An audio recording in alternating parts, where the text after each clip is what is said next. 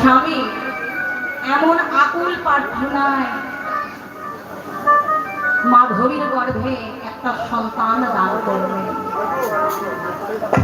স্বামীর আকুল প্রার্থনায় মাধবীর গর্ভে একটা সন্তান দান করলেন দেবাদিদেব মহেশ্বর।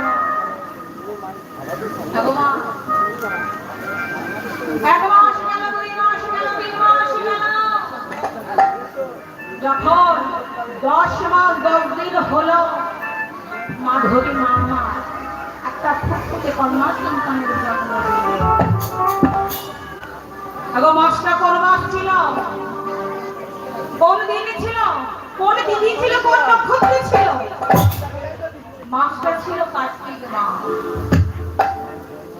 রোহিণী নক্ষত্রে পূর্ণিমা তিথিতে। মাসটা ছিল শুক্রবার। এই দিনে এক ফুটফুটে মনোরমা কন্যা সন্তানের জন্ম দিলেন মাধবী মা। মেয়েটা দেখতে কেমন? যারা রূপে গুণী রাজরাজেশ্বরী, এই জগতে নাহি কোনো তুলনা। তাই তার নাম রাখা হলো তুলসী। তার নাম রাখা হলো তুলসী,